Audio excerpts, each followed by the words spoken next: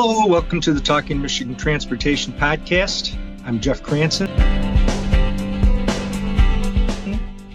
With talks heating up over both budget for Michigan for fiscal year 26 and tied into that, what might happen with the roads package, a longer term plan to fund the state's roads. I thought it would be a nice time to talk to Tim Lemon, who works in the Michigan Department of Transportation's Bureau of Transportation Planning. He is a trunkline pavement strategy specialist and is a font of knowledge about the data that's involved in figuring out pavement performance, whether the pavement is good, whether it's fair, whether it's poor, and where we're going and where the investment needs to be made to try to stretch that pavement life as long as possible. And it seems really appropriate to talk to him right now because a lot of his research and that of his colleagues will be used to inform some discussions and events next week in the state's capital. So I hope you enjoy the conversation.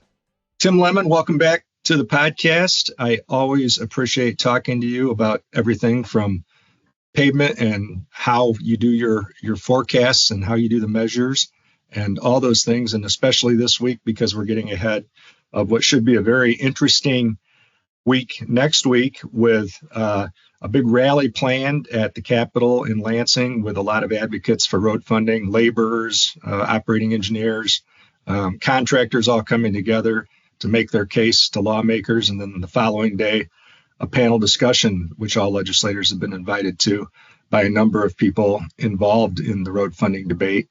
And a lot of that panel will be informed by the kind of research that you and your colleagues do. So thanks for being here. And let's start off right away discussing pavement condition and how do you make this understandable for people? Because, you know, the average driver doesn't think in terms of what is good, fair, or poor. So how do we relate people to, pavement condition in Michigan? Yeah, absolutely, Jeff. Thanks for having me. I'm always happy to talk about this important infrastructure. In terms of making pavement condition relatable to the public, I feel as though the public may not always have a solid understanding of the performance measures that we use or the way that we actively manage our assets here at the DOT and even the way that assets are managed by other agencies. But what they do understand is when they drive down a poor pavement and they know it's poor, right? They see it firsthand. They experience the potholes and the cracks and the ride quality. And all of that adds up to the things that we're actively using to understand the pavement's condition. So what we actually do internally to preempt those situations is we use a remaining service life measure that basically counts down the number of years until we feel the public would experience that poor pavement situation, right? They would drive over and say, yeah, this is in a state where it's no longer meeting the needs of the public. So we use that as a budgeting tool, right? Like basically we have a time until we know the pavement is ready for significant investment. There might be periods of time ahead of that investment where preservation type work could be applied that would extend the life of that pavement before we need to either take on a major action such as a rehabilitation or complete reconstruction.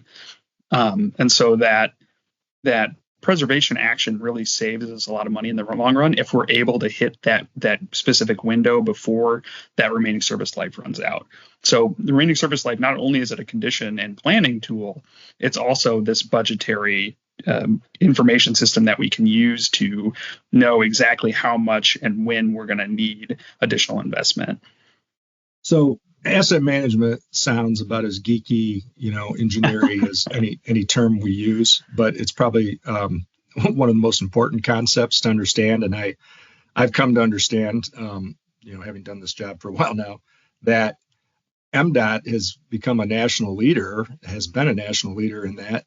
And that's, necessity is the mother of invention, right? Like if you're Absolutely. Constantly underfunded, you've got to figure out a way to stretch the dollars. Sometimes I think to our own detriment, victim of your own success, right? Because you're managed to make it go so far and avoid a really catastrophic cliff.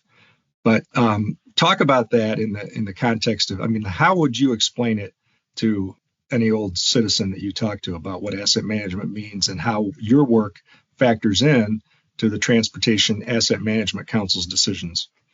Absolutely. So, transportation asset management, funnily enough, I just got finished with the 15th National Conference on Transportation Asset Management here in Chicago. And what I'll tell you is that the principle really is pretty simple. You have all of these transportation assets that are foundationally responsible for the networks that we use every day to get where we need to go. And so the question becomes, okay, you have built all this infrastructure that we rely on as a society. So what are we going to do to ensure that it remains usable and that it meets the needs of the public? And so there's ways to do that are more cost effective, cost savings, and more forward thinking in terms of the types of projects and modes that we put out there for the public to use. So ultimately, transportation asset management is a practice, is, like you said, very geeky, right? There's lots of math and engineering involved, but certainly the principle is fairly simple. At its core, how do we provide this transportation infrastructure at the lowest cost to the public? And so we use a lot of math and optimization to basically plan out our investments such that we can do so efficiently and effectively.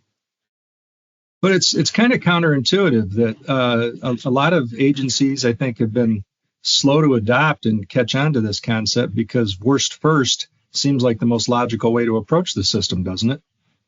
Certainly if you're the one using it, absolutely, right? It seems the most logical. Where the road's bad, go to those locations and fix them. Certainly. But as I mentioned before, that remaining service life measure allows us to identify opportunities at which that we can prevent the road from becoming bad in the first place. And as it turns out, if you're able to do that, you end up saving yourself, public funds to the next power magnitude to 10 times as much funds. I think in Michigan we spend if we're able to chip seal or surface seal a pavement before we have to rehabilitate it or reconstruction, those activities are maybe 100,000 miles or $100,000 a mile, $200,000 a mile. If we were to reconstruct that same pavement, oftentimes we're looking at more like $3 million a mile. So at the end of the day, if we're able to add that life extension before it falls into poor, before we're forced to apply those heavier fixes, we save everybody, the state of Michigan itself, money overall. So that's really that core of that asset management planning that uses state funds effectively. Yeah, that's very well said. And I know you've talked about this before on the podcast, but there are some debates, I guess, within this field about the best measures for pavement, and RSL seems like a very scientific way to do it. Can you talk about that versus other measures? Absolutely, yeah. So RSL is kind of a unique one in that it's a blend of hard mathematics and engineering judgment. So we rely very heavily on our engineers in the field, but we also have established what we call an auto logic, this automated system that can look at the pavement conditions, the pavement's history, and the treatments that have been performed to assign a remaining service life to the pavement, to say, okay, based upon all the data that we've collected about the way that the pavement performs and then deteriorates over time, we think that this is how long realistically this pavement section has. But obviously, one size doesn't fit all, right? If you've got a brand new asphalt pavement down in Detroit and you want to compare that against a brand new asphalt pavement, say up in Superior, it's very likely that those pavements will perform, considerably differently. So what we do is we rely upon our regional pavement management engineers that are experts in their field, have spent a lot of time studying this to be able to understand the forces at work that deteriorate pavement. And they inform that model. They provide their own input to, once that forecast has been performed at the section level. Okay, I'm going to go look at this pavement. I'm going to evaluate the drainage properties. I'm going to evaluate the traffic and maybe more specifically the truck traffic, to have a better understanding of how is this really going to deteriorate and how much life can we realistically expect, and maybe adjust that autologic recommended service life. Stay with us. We'll have more on the other side of this important message. Avoid the wait and remember the Mackinac Bridge is closed to traffic Labor Day for the annual Bridge Walk starting at 6:30 a.m. Spend some extra time in the UP or take your time heading north since the bridge won't reopen to traffic until noon to allow walkers to clear the bridge. For more information, head to mackinacbridge.org/walk. So talk again about the traffic volumes that we're talking about on the high level system, what we call the state trunk lines, the interstates, the M routes, the US routes that MDOT's responsible for, and why it's so important to commuters and really all of us and everything we do every day, not to mention the movement of goods, to keep that pavement in as good a condition as possible. Absolutely. And I worked very closely with Mike Hecker from our pavement management area, and he likes to say, all pavement's important, right? All these systems are being used to, whether it's a freeway downtown or it's the road to somebody's house, they're all being used by the public to meet their transportation needs. What I will say about the trunk line versus the local side is that they're really fundamentally different networks. The trunk line is about only 8% of our pavement network, but it carries 50% of the passenger traffic and up to 70% of the annual truck traffic. So really, you can think of that core 8% of the trunk line as being the foundation for interstate and intrastate mobility in Michigan. How are you going to get from Grand Rapids to Detroit? How are you going to get from Detroit to Toledo, right? Whereas on the local side, they may carry less traffic, but they have a lot more pavement to cover. They've got many, many more miles than we do, obviously, that other 92%. And so fundamentally, the needs of those two networks are different. We on the trunk line side, we need really robust fixes to make sure that our designs stand up to, tons and tons and tons of truck traffic going on, every day, battering those pavements. Whereas on the local side, they need to be able to cover more ground, right? Maybe their fixes don't need to withstand the same level of magnitude, but certainly they have much, much more to cover. So you've taken a look at various funding scenarios, like if we put in this much, we could get to this overall measure of good and fair, setting aside whether it's really accurate to combine those two categories or whether we should talk about them separately. Sure. What do you hear from your colleagues in other states about their goals for pavement performance? So certainly they like to keep high goals and meet them. Typically, I was just speaking with Ohio, not Ohio, the pavement management expert from Ohio here at the National TAM conference, and he was talking about their desire to rethink their aspirational goals for their non-freeway pavements.